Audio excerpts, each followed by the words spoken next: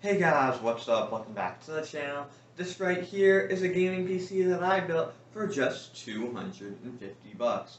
In this video, I'm going to show you all the parts I used and how much they cost, how I built this, and a ton of benchmarks. Let's get into the parts list.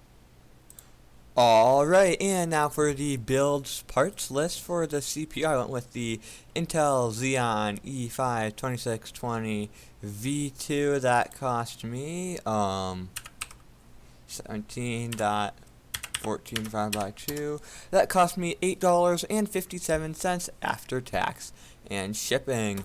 The GPU, the R7 260X, cost me $37.71 after tax and shipping. The motherboard, I went with a Jinsaw X79 motherboard. That cost me $64.02 after tax and shipping. For RAM, I went with 8 gigs of Hynix DDR3 ECC. This is only running at 1333 megahertz, but that cost me $8.57. For storage, I just went with right here. This is just it's I believe a Samsung OEM 128 gig SATA M.2 drive. That cost me $16.07, and then because for some reason the motherboard I went with did not work with just like SATA M.2 drives. I spent like a day working on that and I just could not get it to work. I bought that adapter up there, which cost me $5.58. So like if you were building this PC, you could just go and buy, a standard 128 gig SATA SSD, which is what I'd recommend you doing, and that would only run you about like 20-ish bucks. That's how much those are going for right now. For the case, I went with the DIY PC Spiker ARGB. This cost me 52 bucks. And then for the power supply, I went with the EVGA 460 BP, and that cost me 40 bucks. Everything was either purchased off eBay, Amazon, Newegg, or AliExpress, and I didn't have any special deals on anything. So if you would have been looking out for stuff, you could have built this PC for like the 250 bucks that it cost me.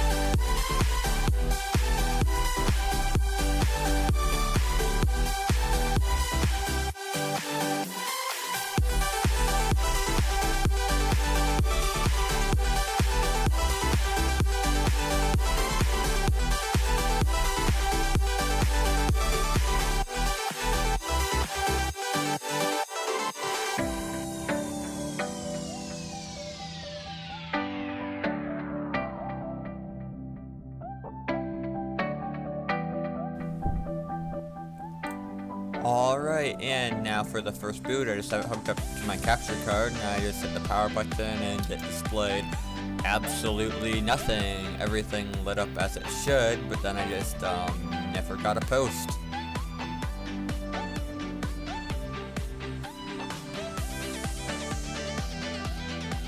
Alright, and then just trying it again, just making sure that my capture card wasn't broken. It still did not post.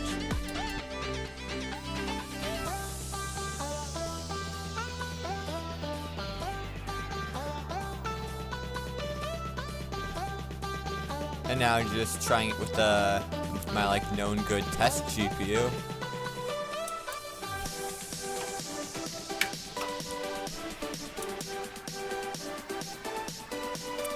And again, no post with that. And now with just like with a known good stick of RAM,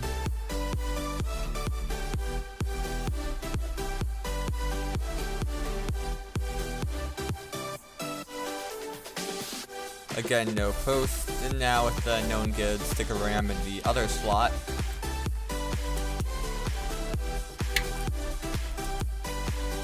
and still no post with that.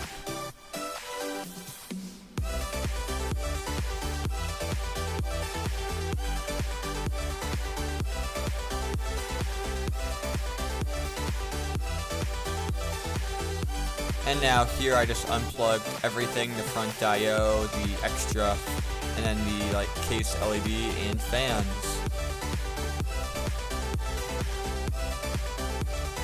And for some reason that posted, I did just like fully go ahead and plug everything back in and it still posted fine, so I have no idea what that issue was.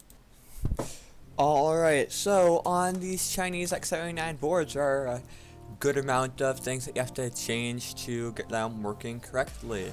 So the first thing that I had to do was go over to advanced and go down to CPU configuration, and then in here you want to go down to CPU power management configuration, change the power technology to custom.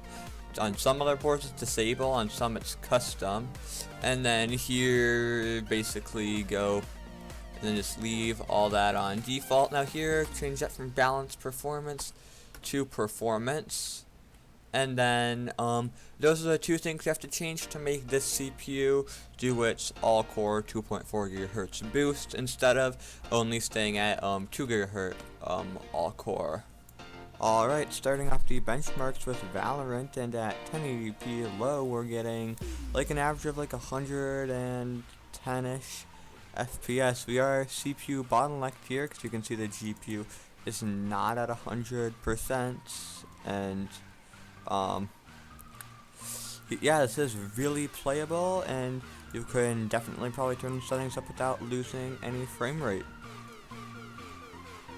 Alright, now here using the medium settings, we did lose about 10 frames per second, but this is still definitely playable, getting a really nice and solid over 100 FPS.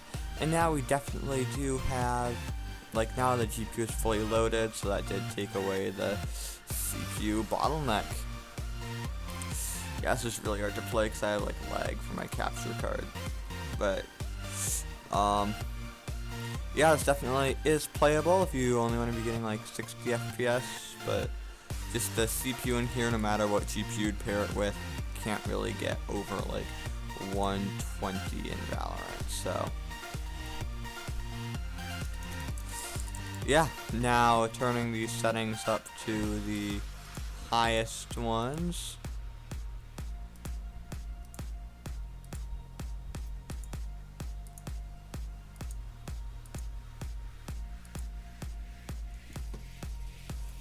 Okay, well, whoops, I accidentally turned on VSync, VSync off.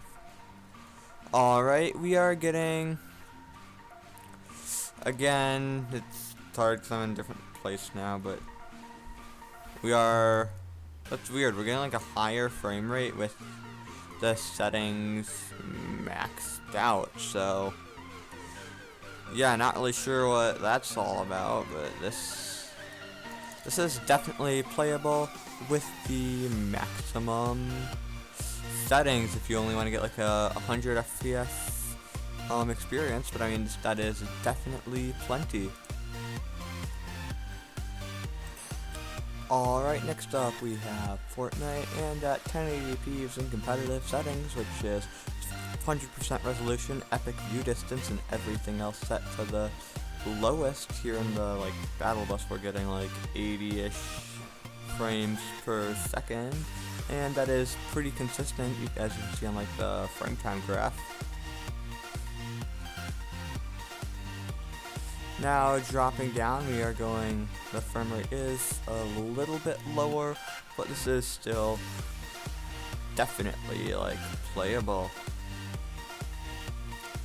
On the system, you are really only going to be getting like a 75 frames per second experience using the competitive settings, so really only on a 60 hertz monitor is really kind of 1080p 60 hertz is the highest monitor I'd recommend hooking something like this up to. But I mean, at these frame rates, and then competitive settings in Fortnite do actually look pretty good. But I would be able to play pretty good on the system if I wasn't like playing with the lag to the like view thingy on my capture card. So alright, now just getting into a bit of like action here. Actually seeing a few people. Our frame rate here inside just totally missing like every shot with this shotgun is staying pretty smooth above 100 FPS with the competitive settings.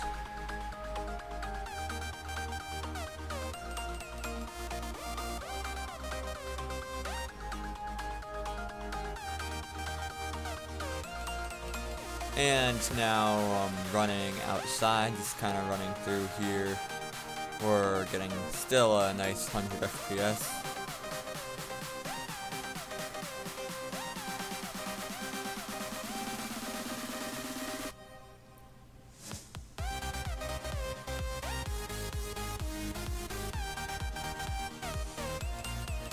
And now just again finding another person to miss like every shot on. We are dropping down to like the high 80s, but still no noticeable stutters.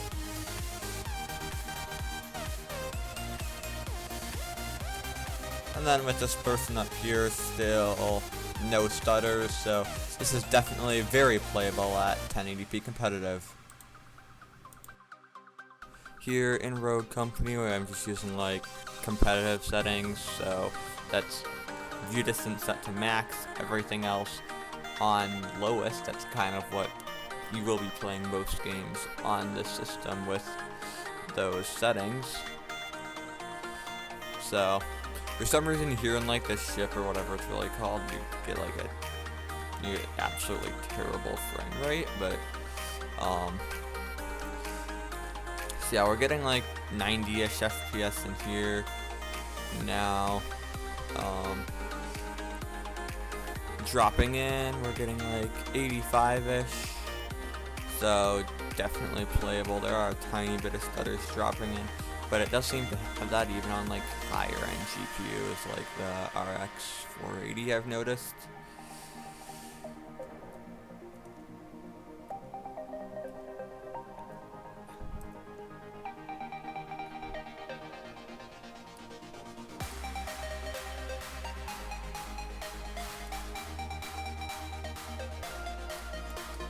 And now, like, actually on the ground, we are getting easily over 100 frames per second. This is really smooth. You could probably even turn this up to medium. I'll do that for the next round. Okay, turning these settings up to medium, again with ultra view distance. Oh yeah, that is... And apply that.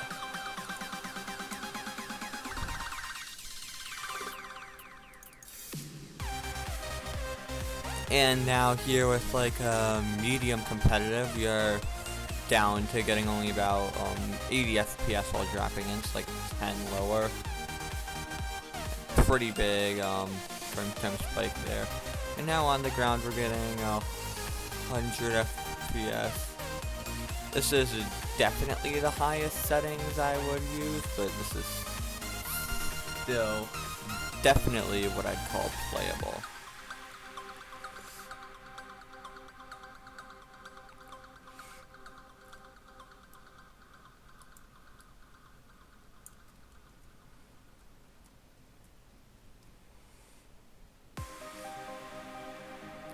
Alright, and oh yeah, boom, we just won.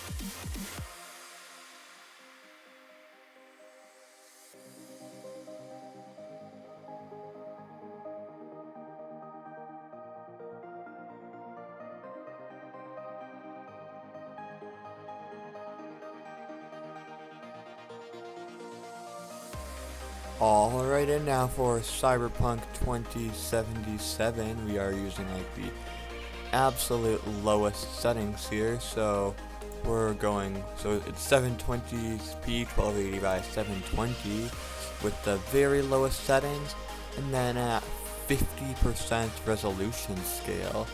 My target frame rate, I'm just gonna, yes, 222. And yeah, we're getting like 35 FPS here. Like, I mean, there's not that bad of frame time spikes, not nearly as bad as I actually expected that they were going to be. But I mean, there's really no way to consider that I can really call half resolution at 720p playable.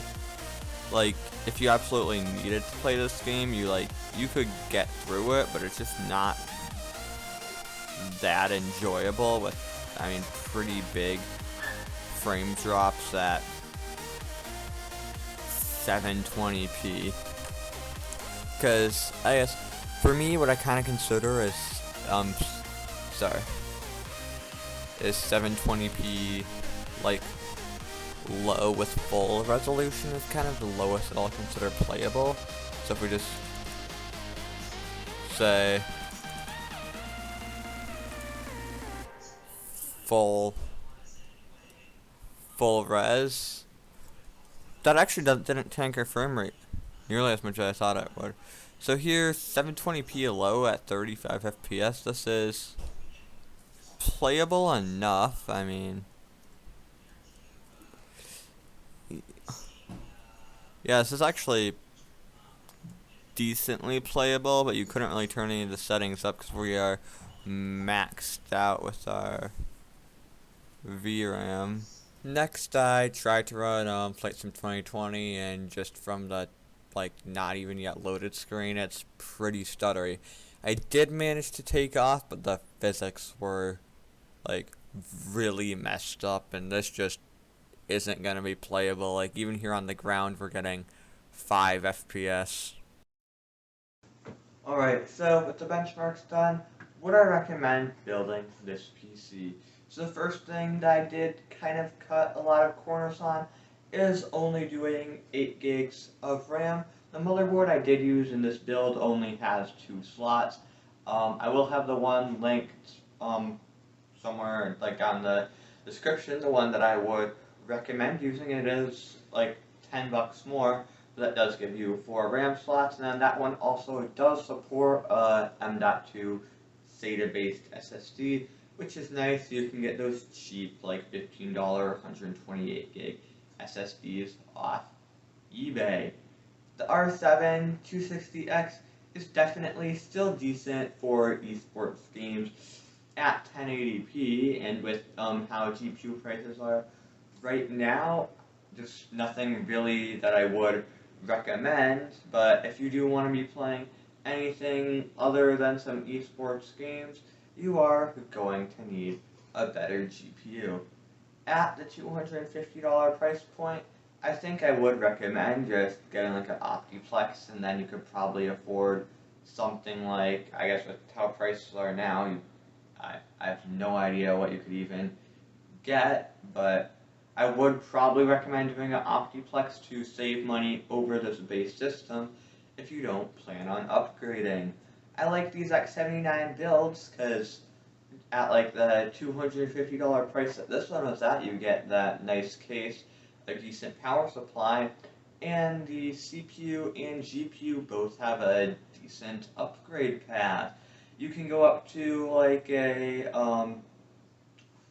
I believe it's a 4 gigahertz 6 core, or a 3.8 gigahertz 8 core. Those do perform pretty similarly to even a second gen Ryzen CPU, so there still definitely is a lot of performance you can get on the X79 platform.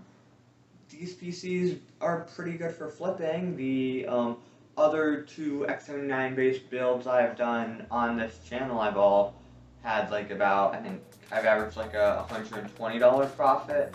I've done 3 of these builds total, and they've all worked out pretty good. Anyways, if you enjoyed this video, please like and subscribe, and I'll see you in the next video.